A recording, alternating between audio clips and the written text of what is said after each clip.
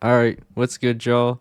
I'm back with another educational video. Today, I'm breaking down all the positions in football. If you're new to football, I got a whole educational series in the works right now, so subscribe to the channel, check that out. The NFL draft is coming up April 25th through the 27th. After the draft is done, I'm gonna have a whole lot of more content. So if you're already familiar with football and you want a football podcast, you just want some more football content, I got you right here. So subscribe and let's get into the video. All right, let's get it. Football positions for dummies. We're going to get straight into this because there's a lot of positions. So let's get it going. Quarterback, the QB. Over here on the right, I'm going to have this generic field of all the positions to give you a general idea of where everything is. So quarterback right there. Quarterback is the one that passes the ball. They could run still if they need to or if they want to.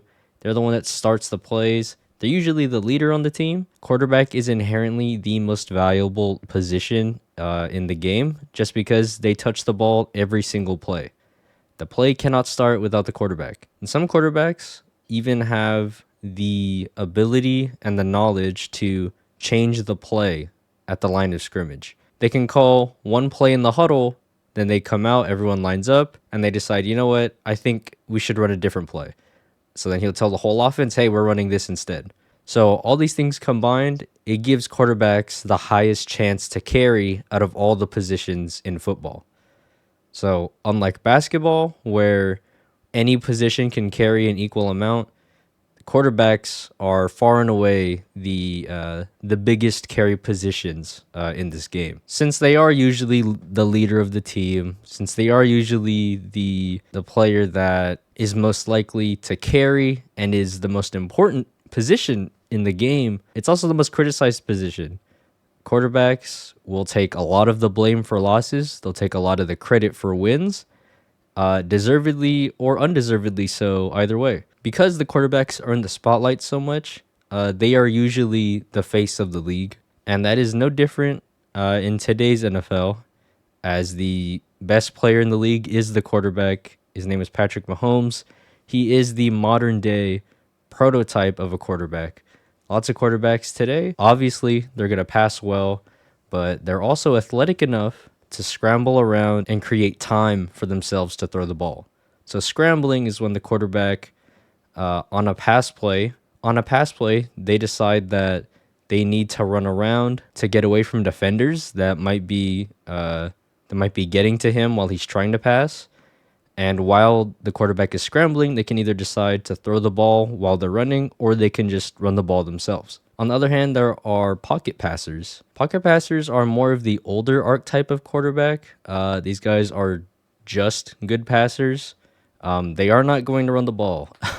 If they are running, it's probably a bad thing. These guys definitely are not planning on running. There's still some times where pocket passers will run out of desperation and it creates a really fun highlight or something. But most of the time, pocket passers, they aren't going to want to run. They're going to sit in the pocket and throw the ball. Then there's dual threats. These quarterbacks are called dual threats because they're so athletic, whether they're fast, big, agile, whatever it is, they're so athletic that their running ability is just as good or possibly even better than their passing ability. And what this does is it opens up the offense to run some unique plays. They can call runs for their quarterback.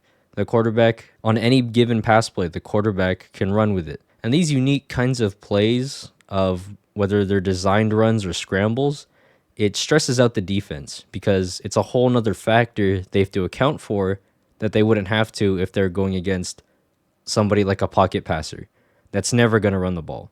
So we're going to look at some Patrick Mahomes tape right here. So you can see right here, Patrick Mahomes, he's looking to pass, he's dropping back. And so I used the term pocket passers before. This is the pocket. The pocket just refers to this semicircle, that the O-line are creating to give Patrick Mahomes room. So you can see he has some room here. Now this isn't a perfect pocket. Pockets will usually look cleaner in terms of it being a semicircle. But pretty much the pocket is just this area right here. It just gives the quarterback room to throw. And by maintaining the pocket, it gives the quarterback time to find an open receiver down the field. Here goes Patrick Mahomes.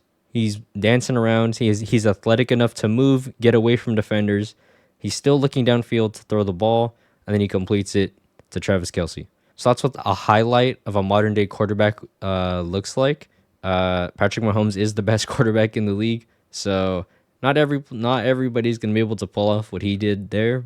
But the general idea is just that, modern day quarterbacks are usually athletic enough to move around a little bit. On to running backs, is actually my favorite position. Running back slash halfback. That's going to be back here. They usually line up behind or next to the quarterback. FB stands for fullback. I'll talk about that in a second. But running backs, given their name, surprise, surprise, they're the ones that run with the ball. The quarterback will hand the ball off to them, and then they'll run with it. They'll try to get some yards. They can also catch passes on occasion. That's not their main goal, but they can still do it if need be. Or they can just block on pass plays. Help give the quarterback more time to throw the ball down the field to the receivers. As for fullback is unfortunately an old, dying position because fullbacks are mainly just used as run blockers. In today's NFL, teams are becoming more and more pass heavy. So if teams are running less and passing more, they just don't need fullbacks as much. So unfortunately, a lot of teams don't even have a fullback. They don't even have a fullback on their roster just because they don't need one. There's no reason to have one. They aren't committing that much to the run game. So in short, fullbacks are kind of a dying position, and running backs are becoming less valuable and more expendable, which is unfortunate for me as a fan, just because I love watching running backs play. And hopefully I'll be able to show you why I think running backs are so cool and why I love watching them. So we're going to look at a few of them right now. This is Darren Sproles. He is 5'6", 190 pounds. If you ignore the fact that he is pretty much all muscle, he's probably closest built to the average man out of all the NFL players, excluding like the kickers and stuff. But 5'6", 190, this is not the typical body of a professional athlete. He played running back. This is him on special teams. He's returning a punt. As you can see, he's short. His legs move very fast. He relies on his speed and his agility to make people miss. And there he goes. Touchdown for 5'6" Darren Sproles. So like I said, he plays running back. But not every running back is built the same. This is Derrick Henry. If Darren Sproles is the close build to the average man, Derrick Henry is the farthest build. 6'3", 247 pounds. This picture does not do him justice. He looks huge even on an NFL field. And when you watch Derrick Henry play, he looks the part. He looks massive. And I can't even imagine trying to tackle this guy. I mean, Darren Sproles, like I said, he's using speed, agility. But I mean, Derrick Henry, even catching passes, he's using his strength, his size. But he's also fast. So he's really a force to be reckoned with. I mean, just look at him. But he plays the same position as Darren Sproles. So, and if we look at some other running back archetypes, it'll be clear that there's definitely some niches that running backs look to fill. There's some running backs known as do-it-all running backs or three-down running backs, three-down players. These are running backs that can do everything well. They're fast, they're strong, they can catch, so they never have to come off the field. If you're asking why would a running back have to come off the field anyways, there are certain down situations or plays where it just makes more sense for a team to pass the ball. So if the team isn't going to run the ball, they may as well get in as many players as possible that are good in the passing game in one way or another. For running backs, that's either catching passes or pass blocking. So a lot of the times what will happen is the starting running back will come out on those passing situations, and then a third down specialist will come in specifically to either pass block or run a route. So that's what this third down specialist is down here. Those that are specifically good in the pass game, both blocking and receiving. There are players that fill that very specific niche, and they're on rosters because of it. But these three down running backs, they don't have to come off the field ever. There's no need to have a third down specialist because they can play in any and every situation. Next, there's power backs. We've already seen some video of Derrick Henry. These are running backs that specialize in strength and size, particularly useful in short yardage situations. So this is 3rd and 1. You need to get a first down. You need to get some easy yards. Maybe you're a couple yards from the end zone. Just give it to your power back. And then the opposite of the power backs, you got the speed backs. Obviously, specialize in speed and agility. Yeah, we've already seen Darren Sproles. Usually on the smaller side because they're faster. And they tend to be good at catching passes. Now, obviously, there's going to be some running backs that either break the mold or they're a mix of a few different archetypes. But these are some of the main ones that you'll be able to see every weekend during football Sundays. So that's the running back. Like I said, my favorite position. I love watching these guys play. It's a shame that that the position is becoming less and less valuable. That's not going to stop me from loving them. So that's running back. Next up, wide receiver. Like the name suggests, they receive the ball. They're the primary pass catchers on a team. They run designated paths during pass plays called routes. And if they catch the ball, they can keep running with it. This is called YAC, yards after catch. That's an acronym you'll hear. On run plays that go to the running back, they will just block. Occasionally, on what's known as gadget plays, the wide receivers are going to be the ones that run the ball. And gadget plays are almost like trick plays, but are more so just unorthodox plays that are meant to catch the defense off guard, as opposed to a trick play where it's legitimately just like trying to fool the defense by doing something weird. Gadget plays are just unique and break from the typical mold of what you would expect to happen. So the success of a wide receiver can be dependent on the skill level of their quarterback. They can run a perfect route, but if the quarterback throwing them the ball cannot throw it accurately, it'll make the wide receiver's job much more difficult. Whether that means the wide receiver has to work harder to catch the ball, or if the pass just is so inaccurate that the receiver has no chance at catching it whatsoever. This is partially why wide receiver is one of the most diva-filled positions in the NFL. Lots of wide receivers are very extra. They're very dramatic. They're very vocal in their frustrations. Even though wide receivers can kind of be nutcases sometimes, it is one of the most important positions in the NFL right now. So you're bound to see some good wide receiver play during football. So like running backs, not all receivers are the same. These are two rookies that are about to get drafted, either on the 25th or the 26th.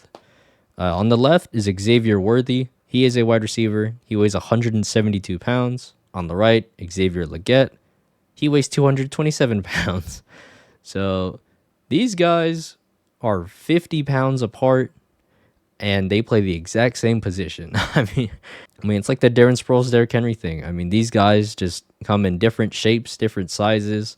They have different skill sets, but they play the exact same position. I think that's one of the cool things about wide receiver and running back. So, like I said, not all receivers are the same. Some are big body, they have size, they can win jump balls. So a jump ball is when the ball gets thrown kind of high, and then there is a receiver, and then there's a defender. The ball is just thrown up in the air, and then as it's falling, it seems like either the receiver or the defender can get it, so it's a 50-50 ball. These big body receivers excel at catching these 50-50 balls because they can use their size, their strength, their arm length, maybe their strong hands. They can use all of that to come down with jump balls, contested catches, and lots of these big body receivers are known as possession receivers. If they can get their hands on the ball, they're going to be able to hold on to it, even if the defender's right there trying to swat it away from them. If they can get their hands on the ball, they're going to bring it in. So that's the strength of the big bodies. The shifty jitterbugs, as they're sometimes called, they excel at YAC, yards after the catch, due to having really good speed, really good agility. They're usually smaller, but they have their own niche. You'll usually see at least one big body and one jitterbug on the same team, usually on the field at the same time. Not always though. There are route runners. These receivers just specialize in creating space between themselves and the defender. The big bodies can thrive in contested scenarios. Being surrounded by defenders doesn't mean as much to them. But the route runners, on the other hand, they just want to create space. They want to lose their defender so that the quarterback is more comfortable just throwing to the receiver that is wide open. Route runners are built a lot of different ways. They get open in different ways. Footwork, athleticism, knowledge. It could be anything, but that's what these route runners do. There are alpha / go-to options. These are just the receivers that are reliable, that have earned the trust of the quarterback and the offense. It's essentially the person that in high pressure situations, you want to give them the ball because you believe that either they'll get open for you or they're going to come down with the catch one way or another. And these alpha go-to options can be any of these archetypes. It could be a big body. It could be a jitterbug. It doesn't matter. It could even be a tight end, which is a position we haven't even gotten to yet. The go-to option is just if your team needs a catch, that's the person that you're hoping the quarterback throws to. So here's some big body Mike Evans. You're going to see he goes up for the ball. He uses all 6'5" of his frame. He uses his long arms, his strength. Right, and I just mentioned them, tight end. This is the last of the skill positions, as they're called. That's running back, wide receiver, tight end. These are the skill positions. These are the the sexy positions, as they're sometimes called, because they're the ones that score. They're the ones that score all the touchdowns. They get the yards. They're the ones with the ball. These are the skill position players. Tight ends have to do everything. They have to be able to catch like a receiver because they run routes on pass plays. But they have to be able to block like a lineman because they have to block on run plays. So to me, this is low-key one of the hardest positions because you really do have to learn everything and you have to know everything. And you have to have techniques for every facet of the game. Historically, tight end is one of the positions that takes a lot of developmental time for players to really break out and show significant success. But they're not as important as receivers because they're not as important to the pass game. And it's really as simple as that. But the best tight ends have certain skill sets that allow them to be even better receivers than the receivers on their team. Some tight ends are able to be the alpha go-to option. Sometimes their physical traits and their understanding of the game gives them the ability to create mismatches that allows them to get open over and over. Not all tight ends are built with the skill set to do that, and just they ultimately don't get paid as much as receivers, even though some tight ends are better at receiving than the receivers. So the tight end archetypes, there's the all-around tight end. These are most of the elite tight ends. Most of the very good tight ends in the league are all around. They can block well, but they're also a good weapon in their own right. So they never really have to leave the field because they can block well, and they're always going to be good in the passing game for one reason or another. Receiving tight ends, these guys are much better at pass catching than blocking. And a lot of the most popular tight ends, if you just talk to people about football, a lot of the most popular tight ends are the ones that are receiving tight ends because those are the guys that catch the ball. Those are the guys that score touchdowns. So naturally, more people are going to know them. These tight ends, while they're very good at receiving, they're just adequate enough at blocking so that they don't have to leave the field on run plays. Because if a tight end is really that bad at blocking, they're going to get taken off the field. For instance, if it's a run play, you don't want to leave in your receiving tight end if he can't block very well. So he leaves the field, they bring in another tight end, then the defense can say, oh, they took the receiving tight end out, they're probably running the ball. So the good receiving tight ends are just good enough at blocking so that they're not a liability and they can stay on the field at all times. And then inversely, there's blocking specialists. As the archetype name implies, these are the ones known for blocking, and they really just run routes out of necessity. They aren't particularly good at it. They're there to block. And to me, these are kind of the modern day fullbacks because their main purpose is to just help the run game, just block. But these tight ends, who are usually, the second string behind the starter. The starter's here, and then the blocking specialist is usually a second or a third string player. Since they're a bench player, their main purpose is to just block and help the run game like a fullback, but it's easier for them to be involved in the passing game. And the passing game is what a lot of teams are focusing on these days.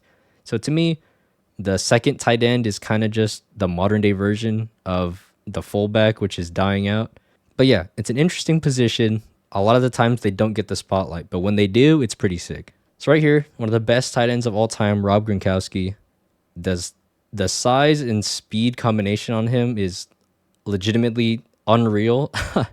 Like there has not been another guy that plays football like this guy, just because his ability to create mismatches is like, it's legitimately unreal. I mean, he's actually dragging people, but he's still fast enough and athletic enough to beat the guys that are closer to his size. So sorry, Rob Gronkowski, one of the best of all time. He's a very, very special player. And while the best tight ends of today can't do what he's doing, it's in the same realm of I'm too big, I'm too fast for every player out here. As that was the last skill position player, we have the offensive line. So the offensive tackle. Oh, yeah, and I forgot to mention, the wide receivers are they're lined up on the outside. Sometimes they can line up right here in between the outside wide receiver and the offensive line. This is the slot wide receiver. And the tight end will usually just be right next to the offensive tackle. Sometimes they can line up out where the wide receiver is or in the slot, but a lot of the times you'll find them right next to the offensive line. Speaking on the offensive line, the offensive tackles, the left and right tackle, they're these OTs over here. These are the guys that go against edge rushers.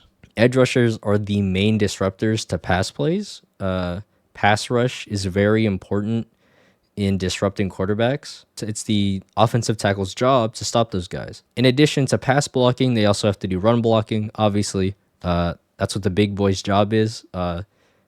Push the other big guys more so that your team either can run the ball or has time to pass the ball. And right now, as I've repeated multiple times, it's a pass-heavy league, so offensive tackles that can hold off the defenders, that can protect the quarterback, those players are incredibly valuable. Some of the highest paid players in the league, and that's because they are responsible for neutralizing those edge rusher threats, those DNs, defensive ends. On the interior of the line, the interior O-line, you have offensive guards and centers. You can see them right there. Boom. Those three guys in the middle. The interior O-line can go against anybody on the defensive line because the defensive line tends to move around. In comparison to offensive tackles, the interior offensive line is going to face less elite pass rushers, which means that the interior offensive line is inherently less valuable than the offensive tackles. That's not to say that they aren't going to face any elite pass rushers, but a majority of the best pass rushers in the NFL are lining up on the edge. However, every position on the O-line is important. If you have one weak link, things could go very bad for your team. So while the interior O-line isn't as important outright as the offensive tackles, teams still need good O-linemen at every position. The centers are typically the leader of the offensive line unit. They're right in the middle of the play, so they can survey the defense, for an offensive lineman of what might be coming. And because they're in the middle, they can communicate well with everybody on the line. Centers, the ones that hike the ball, are very important to the synergy of the offensive line. Defensive tackles, these are the guys right in front of the interior offensive line, also sometimes called nose tackles. These are big boys. Some of the biggest boys in the sport play this position. They're very good at stopping the run up the middle, just because the idea is that they're so large, you can't move them, and the running back tries to run up the middle, but the defensive tackle hasn't moved because he's too big. So then he's able to just stop the running back right there. Like I said, they usually specialize in stopping the run, but some of the elite defensive tackles are very good pass rushers still. But yeah, they're the big boys. Defensive end, and these are the edge rushers, as I've talked about. So you see D end, they're lined up on the end of the line. They're going up against the end of the offensive line. These are the most dangerous pass rushers in the game are playing this position. Like I've said before, pass rush is incredibly valuable to a defense. If you can disrupt a quarterback, you can potentially throw off an entire team's offense because the quarterback might feel pressured to throw the ball faster. If the edge rusher gets to the quarterback and hits them, a lot of things could end up going wrong for the offense in that scenario. Just generally, rushing the quarterback and rushing an offense is very good. Some of them are still run stopping specialists, but as is the case for every other position, the most elite are able to do everything, including stop the run. But defensive ends are making their money to get to the quarterback. That's really their biggest asset or biggest that's their biggest responsibility and biggest value. There's a strip sack. If you don't know, a sack is when a quarterback gets tackled on a pass play. And then a strip sack is when that tackle also forces the quarterback to fumble. He gets stripped of the ball. So he got sacked and he got stripped. So it's a strip sack. So we're going to play this. You can see right here. It's a little bit hard to see, but the right here is the tackle. Right here's the tight end above him. Here's the guard. Here's the center. Here's the other guard next to the center. And here we have the other tackle. Then we have two DNs, edge rushers, and then two defensive tackles. So the play's going to start. See, they're making a pocket. They're trying to make a pocket, this little semicircle. Since their quarterback is a pocket passer, they want to try to keep him clean. But it fails. You can see when the defense is able to get pressure, the pocket gets smaller. And this is what we call collapsing the pocket. Some quarterbacks, when they are facing a collapsed pocket, they get much worse at throwing the ball. So right here, the defense gets to the quarterback, the ball comes out, and then Philadelphia ends up with the ball. I'm going to skip ahead a little bit to watch the replay. There you go. The D end is right here. This is the tight end. Offensive tackle's over here. We have a defensive tackle versus an offensive guard over here. Both of them are going to get pressure on the quarterback. They're going to collapse the pocket. They're going to get to him.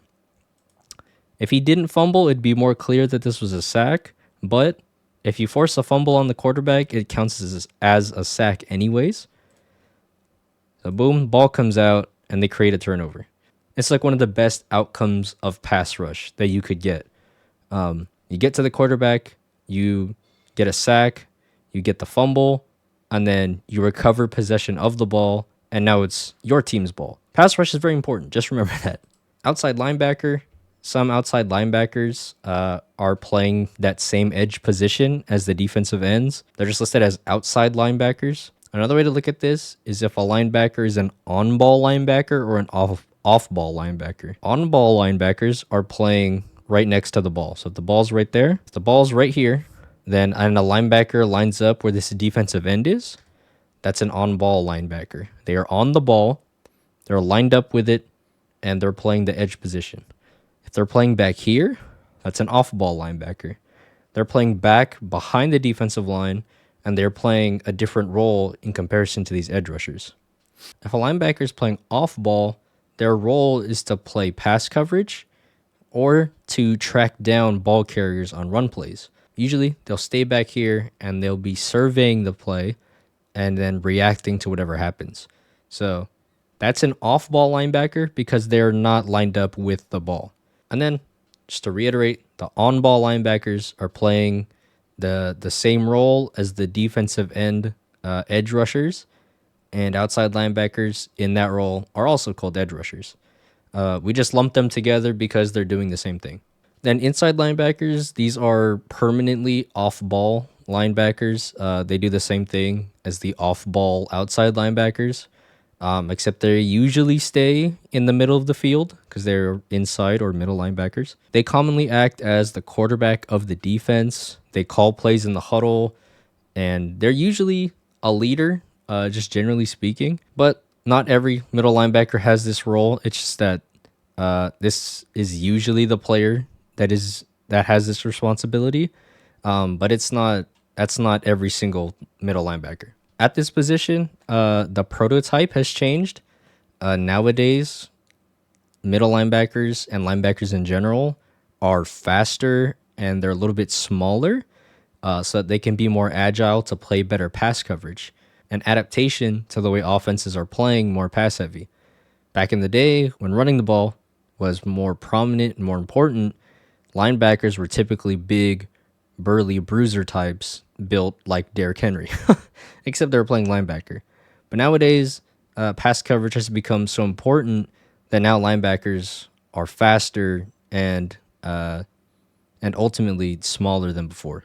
So this is Ray Lewis. You may know him from something else, but he was a middle linebacker. He was a quintessential quarterback for the defense.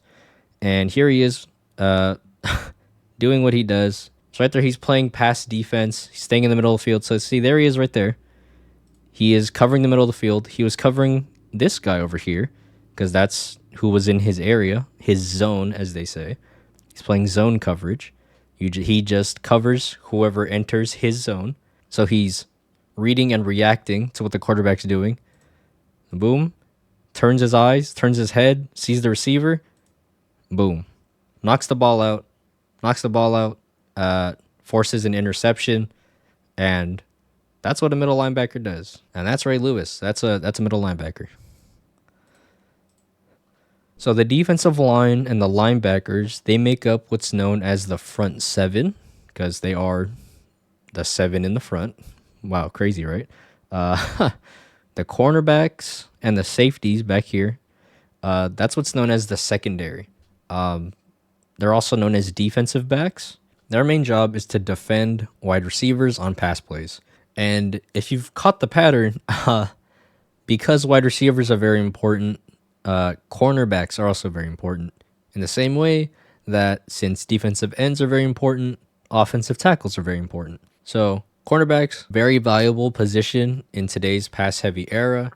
They are not in charge of stopping the run, but some of them have the size and toughness to do that dirty work. And this right here should say corners, but it does go both ways.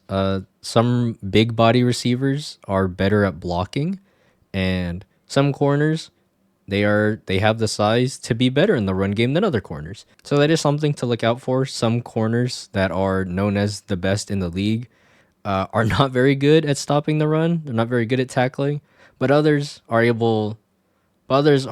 very physical and very good at tackling in their own right. So it just depends on which player we're looking at. Safeties.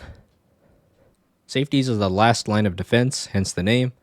So there's safeties, just general safeties. There's free safeties back here, and there's strong safeties. The free safety will usually just hang around back here deep in pass coverage. That's kind of their main role, is to be back here kind of as the eagle, the hawk of the defense. You know, they can see everything. Strong safeties, they'll play a little bit closer most of the time, but not all the time. Some strong safeties are built with some pretty good size and strength. So some strong safeties will be able to actually come down pretty close and play like a linebacker, like another linebacker, and they're good at stopping the run also. But some strong safeties are not built like that, so they just play deep coverage with the free safety. That's generally their roles. They do more than that, but if we're just generally speaking, you'll usually find at least one of them, usually two of them, just back here trying to prevent touchdowns or big plays. Here is one of the most iconic and prolific secondary units of all time. Every corner and safety on this team was incredible. They were all They all had size, so they were all good at stopping the run. They were all playmakers. It was truly one of the best units of all time.